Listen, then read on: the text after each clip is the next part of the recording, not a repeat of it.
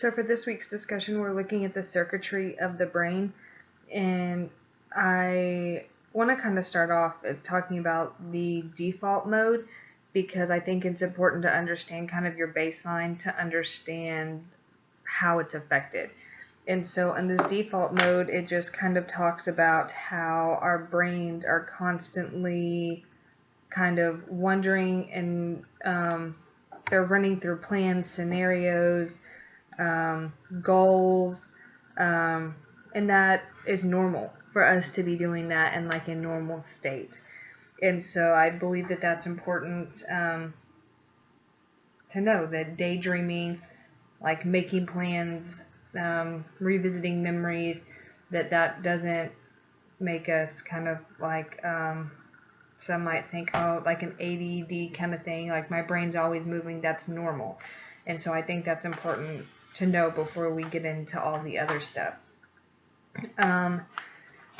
The second, so when we talk about trauma and trauma in the family system, the first kind of topic that is brought up is fear. And I think this is really important because I think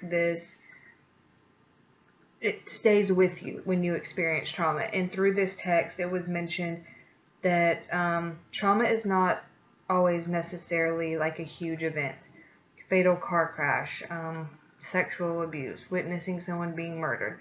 Like, yes, those are all very traumatic things, but sometimes trauma can be as little as your basic everyday needs not being met. You don't know where your next meal is coming from. You don't know where you're going to sleep at night. You witness domestic violence constantly in your home. Those all have very traumatic repercussions for individuals later in life. And sometimes, I think more often than not, when we hear trauma, we think of it on a larger scale and not necessarily how these little things can add up to create significant trauma in someone's life. I say this because working at the Advocacy Center, I worked with a little boy who his parents often had domestic violence. It wasn't necessarily a stable environment, and the domestic violence was very, it was random, but when it happened, it was just very intense. And his parents, they kind of put their needs above his, and so he often didn't get the necessary food that he needed. The clothes that he wore were often too small for him, didn't fit.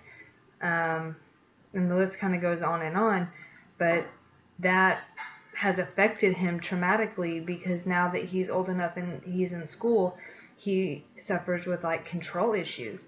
And so whenever they're doing stuff, he has to be in the middle of what's going on and control of the situations. He always wants to know, like, where are we going? What are we doing? What's for lunch today?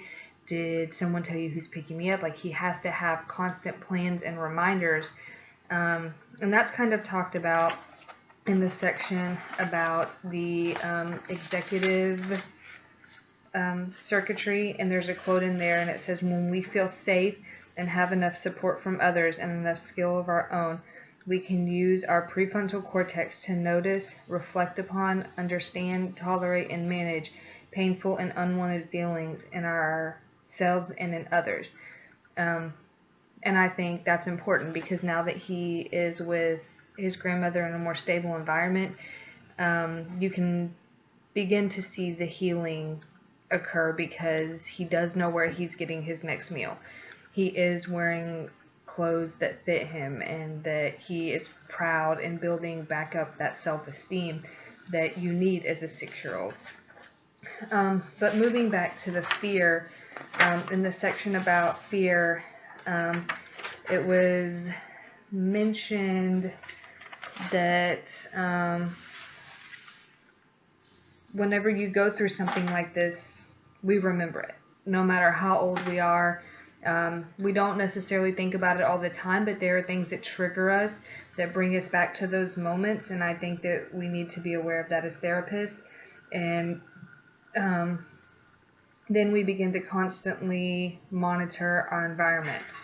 And look around to make sure that things are as they should be and how we need them to be, and those kind of things influence our responses. Um, in the section about seeking, it kind of goes on to talk about that we're always looking for the positive subconsciously, whether we know it or not. Like, we want the positive in our life, but when there's traumatic events in our lives, we seek that positive in other ways. And sadly, most people turn to using substances because those substances, those opioids, they give you that feeling. And whenever you get to like the embodiment section, it talks about many people feeling numb and not knowing how to feel. And those drugs and substances, they give you that feeling. And most of the time in that moment it's positive, and then whenever they come down is when the negative occurs. But that's just something important to remember, that these people just, they're missing that loop, but all of these circuitries are interconnected and they all affect each other. So if one of them is injured in a way, then it does kind of domino down and affect another area. But I think that really just shows how something like a family trauma in a family system can affect an individual, and then it can move on to a larger scale of that person in a community. And it shows what can happen if these issues maybe are not addressed. Then sadly, as they get older, they turn to other areas to find and heal in ways that are not always as productive as they might think they are.